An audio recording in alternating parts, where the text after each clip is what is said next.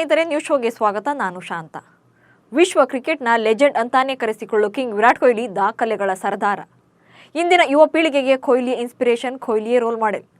Cricketers ಕೂಡ ವಿರಾಟ್ರನ್ನ ಕೊಂಡಾಡ್ತಾರೆ, ಅಷ್ಟರ ಮಟ್ಟಿಗೆ ಪ್ರಭಾವ ಬೀರಿದ್ದಾರೆ. ಆದರೆ ಇನ್ನು ಮುಂದೆ ಟಿ20 ಕ್ರಿಕೆಟ್ನಲ್ಲಿ ವಿರಾಟ್ ಇನ್ನೆಂದೂ ಕೂಡ ಟೀಮ್ ಇಂಡಿಯಾ ಪರ ಆಡೋದಿಲ್ಲ. ಟಿ20 ವಿಶ್ವಕಪ್ ಗೆದ್ದ ಬಳಿಕ ವಿರಾಟ್ ಕೊಹ್ಲಿ, ರೋಹಿತ್ ಶರ್ಮಾ ಹಾಗೆ ರವೀಂದ್ರ ಜಡೇಜಾ ಟಿ20ಐಗೆ ನಿವೃತ್ತಿಯನ್ನು ಘೋಷಣೆ ಮಾಡಿದರು. ಇದೀಗ ಮತ್ತೊಂದು ಶಾಕಿಂಗ್ ಸುದ್ದಿ ಹರಿದಾಡ್ತಾ ಇದೆ. ಕಿಂಗ್ ವಿರಾಟ್ ಕೊಹ್ಲಿ ಏಕದಿನ ಫಾರ್ಮ್ಯಾಟ್ಗೂ ಕೂಡ ನಿವೃತ್ತಿ ಘೋಷಣೆ ಮಾಡ್ತಾರೆ ಅನ್ನೋದು. ಅಷ್ಟಕ್ಕೂ ವಿರಾಟ್ ಇಂಥದ್ದೊಂದು ನಿರ್ಧಾರಕ್ಕೆ ಮುಂದಾಗಿರೋದು ಯಾಕೆ ಅನ್ನೋದನ್ನ ಹೇಳ್ತೇನೆ. ನೀವು ಸುದ್ದಿಯಾನದ ಸಬ್ಸ್ಕ್ರೈಬರ್ ಆಗೋದಕ್ಕೆ ಮರಿಬೇಡಿ.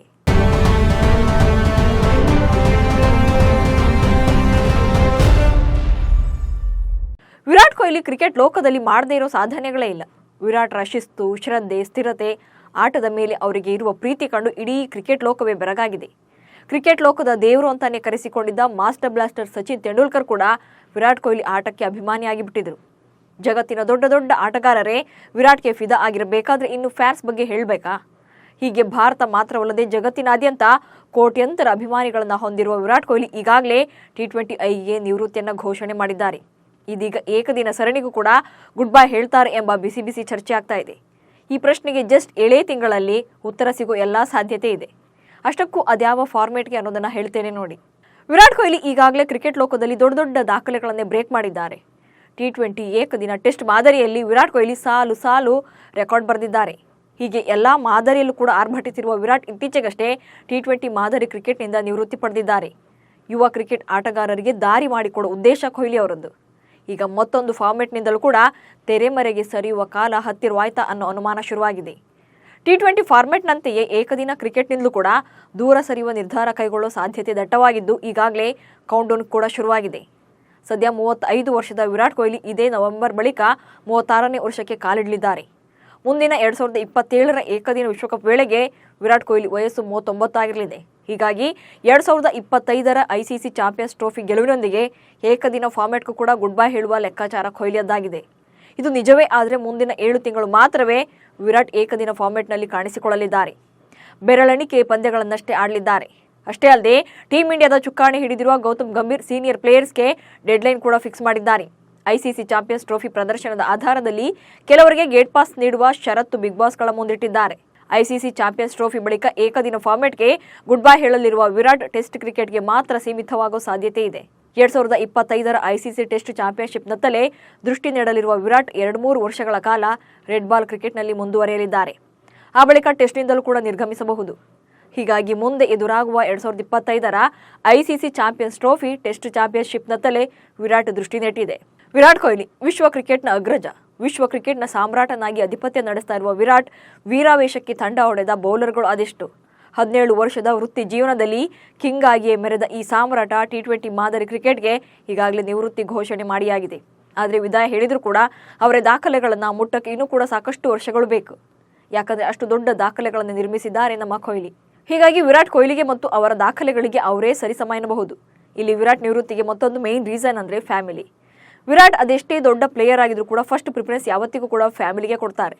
ಹೆಂಡತಿ ಮಕ್ಕಳೇ ಅವರ ಮೊದಲ ಆಯ್ಕೆ. ಹೀಗಾಗಿ ಹೆಚ್ಚು ಸಮಯವನ್ನು ಕುಟುಂಬದೊಂದಿಗೆ ಕಳೆಯುವ ಉದ್ದೇಶದಿಂದಲೇ ಒಂದೊಂದೇ ಫಾರ್ಮ್ನೆಟಿಂದ ದೂರವಾಗೋ ಲೆಕ್ಕಾಚಾರದಲ್ಲಿದ್ದಾರೆ.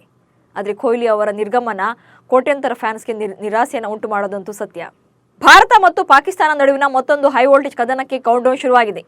ಜುಲೈ 19ರಿಂದ ಶ್ರೀಲಂಕಾದಲ್ಲಿ ನಡೆಯಲಿರುವ ಮಹಿಳಾ ಏಷ್ಯಾ ಕಪ್ಗೆ ಭಾರತ ಮಹಿಳಾ ತಂಡ ಸಂಪೂರ್ಣ ಸಜ್ಜಾಗಿದೆ. ಭಾರತ ಈ ಟೂರ್ನಿಯಲ್ಲಿ ಅತ್ಯಂತ ಯಶಸ್ವಿ ತಂಡವಾಗಿದ್ದು 7 ಬಾರಿ ಪ್ರಶಸ್ತಿಯನ್ನು ಗೆದ್ದಿದೆ. ಹಾಲಿ ಚಾಂಪಿಯನ್ ಭಾರತ ತಂಡ ತನ್ನ ಪಾರಮ್ಯವನ್ನು ಮುಂದುವರಿಸುವ ವಿಶ್ವಾಸದಲ್ಲಿದೆ. ಅದರಲ್ಲೂ ತನ್ನ ಮೊದಲ ಪಂದ್ಯದಲ್ಲೇ ಬದ್ಧ ವೈರಿ ಪಾಕಿಸ್ತಾನದ ವಿರುದ್ಧ ಡಬ್ಬುಲಾದಲ್ಲಿ ಸೆಣಸಾಡಲಿದೆ.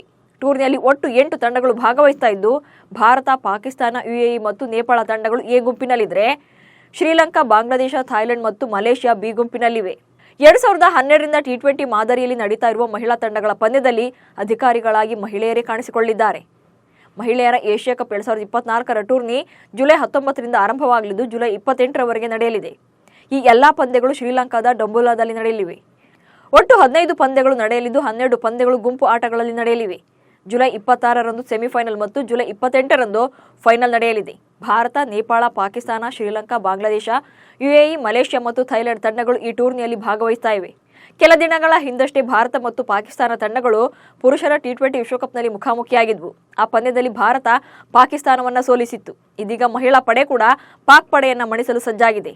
ಟೂರ್ನಿಯ ಮೊದಲ ಪಂದ್ಯ ನೇಪಾಳ ಮತ್ತು ಯುಎಇ ನಡುವೆ ನಡೆಯಲಿದೆ. ಇದಾದ ಬಳಿಕ ಭಾರತ ಪಾಕಿಸ್ತಾನ ನಡುವೆ ಹೈ ವೋಲ್ಟೇಜ್ ಫೈಟ್ ನಡೆಯಲಿದೆ. ಇನ್ನು ಶ್ರೀಲಂಕಾ ತನ್ನ ಮೊದಲ ಪಂದ್ಯವನ್ನು ಬಾಂಗ್ಲಾದೇಶ ವಿರುದ್ಧ ಜುಲೈ 20ರಂದು ಆಡಲಿದೆ. ಟಿ20 ಕ್ರಿಕೆಟ್ನಲ್ಲಿ ಭಾರತ ಮತ್ತು ಪಾಕಿಸ್ತಾನ ಮಹಿಳಾ ತಂಡಗಳು ಈವರೆಗೆ 13 ಬಾರಿ ಮುಖಾಮುಖಿಯಾಗಿವೆ. ಈ ವೇಳೆ ಭಾರತ ತಂಡ 10 ಬಾರಿ ಜಯ ಸಾಧಿಸಿದರೆ ಪಾಕಿಸ್ತಾನ 3 ಸಾರಿ ಮಾತ್ರ ಗೆಲುವನ್ನು ಕಂಡಿದೆ. ಈ ಅಂಕಿಅಂಶಗಳನ್ನು ನೋಡಿದರೆ ಪಾಕ್ ವಿರುದ್ಧ ಭಾರತ ಮೇಲುಗೈ ಹೊಂದಿರುವುದು ಸ್ಪಷ್ಟವಾಗಿದೆ. ಹೀಗಾಗಿ ಏಷ್ಯಾ ಕಪ್ನಲ್ಲೂ ಕೂಡ ಭಾರತ ತಂಡವೇ ಗೆಲ್ಲುವ ಫೇವರೇಟ್ ಆಗಿ ಗುರುತಿಸಿಕೊಂಡಿದೆ. ಇನ್ನು ಶ್ರೀಲಂಕಾದ ರಂಗೀರಿ ದಂಬುಲಾ ಅಂತಾರಾಷ್ಟ್ರೀಯ ಕ್ರೀಡಾಂಗಣದಲ್ಲಿ ಭಾರತ ಪಾಕಿಸ್ತಾನ ಪಂದ್ಯ ನಡೆಯಲಿದೆ. ಪಿಚ್, ಬ್ಯಾಟಿಂಗ್ ಮತ್ತು ಬೌಲಿಂಗ್ ಎರಡಕ್ಕೂ ಕೂಡ ಇಲ್ಲಿ ಸಹಾಯಕಾರಿಯಾಗಿದೆ. ಮೊದಲ ಇನ್ನಿಂಗ್ಸ್ನ ಆರಂಭದಲ್ಲಿ ಚೆಂಡು ಹೊಸದಾಗಿದ್ದಾಗ ಬ್ಯಾಟಿಂಗ್ ಮಾಡೋಕ್ಕೆ ಅನುಕೂಲಕರವಾಗಲಿದೆ. ಬಳಿಕ ವೇಗಿಗಳಿಗೆ ಪಿಚ್ ಹೆಚ್ಚಿನ ನೆರವು ನೀಡಲಿದೆ ಅಂತಾರೆ ಕ್ರಿಕೆಟ್ ವಿಶ್ಲೇಷಕರು. ಇನ್ನು ಹರ್ಮನ್ ಪ್ರೀತ್ ಕೌರ್ ಅವರ ನಾಯಕತ್ವದಲ್ಲಿ ಭಾರತ ತಂಡ ಸೆಣಸಲು ಸಜ್ಜಾಗಿದೆ. ಹಾಲಿ ಚಾಂಪಿಯನ್ ಆಗಿರುವ ಭಾರತ ಈ ಬಾರಿ ಕೂಡ ಕಪ್ ಗೆಲ್ಲುವ ನೆಚ್ಚಿನ ತಂಡವಾಗಿದೆ. ಮತ್ತೊಂದು ಕಡೆ ಹಾಲಿ ಚಾಂಪಿಯನ್ನರಿಗೆ ಸವಾಲು ಹಾಕಲು ಪಾಕಿಸ್ತಾನ ಕೂಡ ಸಜ್ಜಾಗಿದೆ. ಭಾರತ ತಂಡ ಬಲಿಷ್ಠವಾಗಿದ್ದು ಈ ಬಾರಿ ಕೂಡ ಕಪ್ ಗೆಲ್ಲುವ ವಿಶ್ವಾಸದಲ್ಲಿ ಲಂಕಾಗೆ ಪ್ರಯಾಣ ಮಾಡಿದೆ. ದಕ್ಷಿಣ ಆಫ್ರಿಕಾ ವಿರುದ್ಧ ಏಕದಿನ ಟೆಸ್ಟ್ ಮತ್ತು ಟಿ20 ಸರಣಿಯಲ್ಲಿ ಅಮೋಘ ಪ್ರದರ್ಶನ ನೀಡುವ ಭಾರತ ಅದೇ ಪ್ರದರ್ಶನವನ್ನು ಏಷ್ಯಾ ಕಪ್ನಲ್ಲೂ ಕೂಡ ಮುಂದುವರಿಸಲು ಸಜ್ಜಾಗಿದೆ. ಬೆಂಗಳೂರಿನ ಜಿಟಿ ಮಾಲ್ನಲ್ಲಿ ಪಂಚೆ ಧರಿಸಿದ್ದಕ್ಕೆ ರೈತನಿಗೆ ಮಾಲ್ ಪ್ರವೇಶ ನಿರಾಕರಣೆ ಮಾಡಿ ಅಪಮಾನ ಮಾಡಲಾಗಿತ್ತು. ಈ ಕುರಿತಂತೆ ಸ್ಪೀಕರ್ ಯುಟಿ ಖಾದರ್ ಅವರು ಸದನದಲ್ಲಿ ಪ್ರಸ್ತಾಪ ಮಾಡಿದರು. ಯುವಕನೋರ್ವ ಚೆನ್ನಾಗಿ ಓದಿ ಒಳ್ಳೆಯ ಕೆಲಸ ಪಡೆದುಕೊಂಡಿದ್ದ. ಊರಿಂದ ತಂದೆ ತಾಯಿ ಬಂದಾಗ ಅವರಿಗೆ ತಂದೆಗೆ ಸಿನಿಮಾ ತೋರಿಸೋಕೆ ಅಂತ ಖುಷಿ ಪಡಿಸಬೇಕು ಅಂತೇಳಿ ಕರ್ಕೊಂಡೋಗಿದ್ದ. ಆದರೆ ಯುವಕನ ತಂದೆ ಪಂಚೆ ಹಾಕಿದ್ದಾರೆ ಅಂತ ಒಳ ಪ್ರವೇಶಿಸಲು ಅನುಮತಿ ನೀಡಿಲ್ಲ. ಈ ಬಗ್ಗೆ ಸರ್ಕಾರ ಗಂಭೀರವಾಗಿ ಕ್ರಮ ಕೈಗೊಳ್ಳಬೇಕು ಎಂದು ತಿಳಿಸಿದರು. ಈ ಬಗ್ಗೆ ವಿಪಕ್ಷ ನಾಯಕರು ಕೂಡ ಧ್ವನಿಗೂಡಿಸಿದರು. ಈ ಕುರಿತಂತೆ ಸದನಕ್ಕೆ ಉತ್ತರಿಸಿದ ಸಚಿವ ಭೈರತಿ ಸುರೇಶ್ 7 ದಿನಗಳ ಕಾಲ ಮಾಲನ್ನ ಕಾನೂನು ಪ್ರಕಾರ ಮುಚ್ಚಿಸುವ ಅವಕಾಶ ಇದೆ. ಬೇಗ ಕ್ರಮ ಕೈಗೊಂಡು ಮಾಲನ್ನ ಮುಚ್ಚಿಸುವ ಕೆಲಸ ಮಾಡ್ತೇವೆ ಎಂದು ತಿಳಿಸಿದರು. ಪರಪ್ಪನ ಅಗ್ರಹಾರ ಜೈಲಿನಲ್ಲಿ ಇರುವ ನಟ ದರ್ಶನ್ಗೆ ಸದ್ಯಕ್ಕಂತೂ ಜಾಮೀನು ಸಿಗೋ ಲಕ್ಷಣಗಳೇ ಕಾಣ್ತಾ ಇಲ್ಲ. ಜುಲೈ 18ಕ್ಕೆ ಅವರ ನ್ಯಾಯಾಂಗ ಬಂಧನ ಅವಧಿ ಮುಕ್ತಾಯವಾಗಿತ್ತು. ಇದೀಗ ಮತ್ತೆ 14 ದಿನಗಳ ಕಾಲ ವಿಸ್ತರಣೆ ಮಾಡಲಾಗಿದೆ. ರೇಣುಕಾಸ್ವಾಮಿ ಕೊಲೆ ಪ್ರಕರಣದ ಆರೋಪಿಗಳ ನ್ಯಾಯಾಂಗ ಬಂಧನದ ಅವಧಿ ಮುಕ್ತಾಯವಾದ ಹಿನ್ನೆಲೆಯಲ್ಲಿ ನ್ಯಾಯಾಲಯಕ್ಕೆ ಹಾಜರುಪಡಿಸಲಾಗಿತ್ತು. ವಿಡಿಯೋ ಕಾನ್ಫರೆನ್ಸ್ ಮೂಲಕ ದರ್ಶನ್, ಪವಿತ್ರ ಗೌಡ ಹಾಗೆ ಇನ್ನುಳಿದ ಆರೋಪಿಗಳು ಹಾಜರಾಗಿದ್ದರು. ಎಲ್ಲರಿಗೂ ಕೂಡ ಆಗಸ್ಟ್ 1ರ ತನಕ ನ್ಯಾಯಾಂಗ ಬಂಧನ ಮುಂದುವರಿಸಲಾಗಿದೆ. ಮುಂದಿನ 5 ವರ್ಷಗಳಲ್ಲಿ ಕಾವೇರಿ ಸಮಸ್ಯೆಗೆ ಪರಿಹಾರವನ್ನು ಸೂಚಿಸಿದರೆ ನಾನು ಮುಂದಿನ ಚುನಾವಣೆಯಲ್ಲಿ ಸ್ಪರ್ಧೆ ಮಾಡೋದಿಲ್ಲ ಎಂದು ಕೃಷಿ ಸಚಿವ ಎನ್ ಚೆಲುವರಾಯಸ್ವಾಮಿ ಕೇಂದ್ರ ಸಚಿವ ಎಚ್.ಡಿ. ಕುಮಾರಸ್ವಾಮಿ ಅವರಿಗೆ ಸವಾಲು ಹಾಕಿದ್ದಾರೆ. ಹಾಲಿ ಜಾರಿಯಲ್ಲಿರುವ ಕಾವೇರಿ ನೀರು ನಿರ್ವಹಣಾ ಪ್ರಾಧಿಕಾರವನ್ನು ರದ್ದುಗೊಳಿಸಿ ಕೇಂದ್ರ ಸರ್ಕಾರದ ಮಧ್ಯಸ್ಥಿಕೆಯಲ್ಲಿ ಕಾವೇರಿ ನೀರನ್ನು ಸಂಪೂರ್ಣವಾಗಿ ಕರ್ನಾಟಕಕ್ಕೆ ದೊರಕಿಸಿಕೊಟ್ಟರೆ ನಾನು ಮುಂದಿನ ಚುನಾವಣೆಯಲ್ಲಿ ಸ್ಪರ್ಧೆ ಮಾಡೋದಿಲ್ಲ, ಅವರ ಸೇವಕನಾಗಿ ಕೆಲಸ ಮಾಡ್ತೇನೆ ಎಂದು ಸವಾಲು ಹಾಕಿದ್ದಾರೆ. ಹಿಟ್ಮ್ಯಾನ್ ರೋಹಿತ್ ಶರ್ಮಾ ಶ್ರೀಲಂಕಾ ಈ ಸರಣಿಯಿಂದ ವಿಶ್ರಾಂತಿ ಪಡೆಯಲಿದ್ದಾರೆ ಎನ್ನಲಾಗಿತ್ತು. ಆದ್ರೀಗ ಲಂಕಾ ವಿರುದ್ಧದ ಏಕದಿನ ಸರಣಿಯಲ್ಲಿ ರೋಹಿತ್ ಶರ್ಮಾ ಕಣಕ್ಕಿಳಿಯಲು ಇಚ್ಛಿಸಿದ್ದಾರೆ. ರೋಹಿತ್ ಶರ್ಮಾ ಜೊತೆಗೆ ಈ ಸರಣಿಯ ಮೂಲಕ ಕೆಎಲ್ ರಾಹುಲ್ ಹಾಗೆ ಶ್ರೇಯಸ್ ಅಯ್ಯರ್ ಕೂಡ ಟೀಂ ಇಂಡಿಯಾಗೆ ಕಂಬ್ಯಾಕ್ ಮಾಡಲಿದ್ದಾರೆ. ಈ ಇಬ್ಬರು ಆಟಗಾರರನ್ನ ಈ ಬಾರಿಯ ಟಿ20 ವಿಶ್ವಕಪ್ಗೆ ಆಯ್ಕೆ ಮಾಡಿರಲಿಲ್ಲ. ಇದೀಗ ಶ್ರೀಲಂಕಾ ವಿರುದ್ಧದ ಏಕದಿನ ಸರಣಿಯ ಮೂಲಕ ಕೆಎಲ್ ರಾಹುಲ್ ಹಾಗೆ ಶ್ರೇಯಸ್ ಅಯ್ಯರ್ ಮತ್ತೆ ಭಾರತ ತಂಡದಲ್ಲಿ ಕಾಣಿಸಿಕೊಳ್ಳಲಿದ್ದಾರೆ. ಇದಾಗಿಯೂ ಕೂಡ ಈ ಸರಣಿಯಲ್ಲಿ ವಿರಾಟ್ ಕೊಹ್ಲಿ ಕಾಣಿಸಿಕೊಳ್ಳುವುದು ಅನುಮಾನ. ಇಬ್ಬರು ಭಾರತೀಯ ಕ್ರಿಕೆಟಿಗರ ಟೆಸ್ಟ್ ವೃತ್ತಿ ಜೀವನ ಬಹುತೇಕ ಮುಗಿದಿದೆ ಎಂಬ ಚರ್ಚೆಯಾಗ್ತಾ ಇದೆ. ಅದರಲ್ಲಿ ಮೊದಲಿಗರು ಶಿಖರ್ ಧವನ್. ಅವರು ಎಲ್ಲ ಮಾದರಿಯ ಕ್ರಿಕೆಟ್ನಲ್ಲಿ ಅತ್ಯುತ್ತಮ ಪ್ರದರ್ಶನ ನೀಡಿದ್ದಾರೆ. ಧವನ್ 2018ರಿಂದ ಟೆಸ್ಟ್ ಕ್ರಿಕೆಟ್ನಲ್ಲಿ ಆಡಿಲ್ಲ. ಧವನ್ ಪ್ರಸ್ತುತ ಯಾವುದೇ ಮಾದರಿಯ ಕ್ರಿಕೆಟ್ನಲ್ಲಿ ಟೀಂ ಇಂಡಿಯಾಗೆ ಆಯ್ಕೆಯಾಗಿಲ್ಲ. ಧವನ್ ತಮ್ಮ ಕೊನೆಯ ಅಂತಾರಾಷ್ಟ್ರೀಯ ಪಂದ್ಯವನ್ನು ಡಿಸೆಂಬರ್ 2022ರಲ್ಲಿ ಆಡಿದರು. ಇನ್ನು ಎರಡನೇದಾಗಿ ಭುವನೇಶ್ವರ್ ಕುಮಾರ್ ಕೂಡ ಟೀಂ ಇಂಡಿಯಾದಲ್ಲಿ ಮೊದಲ 11ನಿಂದ ಹೊರಗುಳಿಯುವ ನಿರೀಕ್ಷೆ ಇದೆ. ಭುವನೇಶ್ವರ್ ಕುಮಾರ್ 2018ರಲ್ಲಿ ಜೋಹಾನ್ಸ್ಬರ್ಗ್ನ ದಕ್ಷಿಣ ಆಫ್ರಿಕಾ ವಿರುದ್ಧ ತಮ್ಮ ಕೊನೆಯ ಟೆಸ್ಟ್ ಪಂದ್ಯವನ್ನು ಆಡಿದರು. ODI ಸ್ವರೂಪದಲ್ಲಿ ಜನವರಿ 2022ರಲ್ಲಿ ಅವರು ತಮ್ಮ ಕೊನೆಯದಾಗಿ ಭಾರತಕ್ಕಾಗಿ ಆಡಿದರು. ಇವಿಷ್ಟು ಇವತ್ತಿನ ನ್ಯೂಸ್ ಶೋ ಸುದ್ದಿಗಳು. ನಮಸ್ಕಾರ.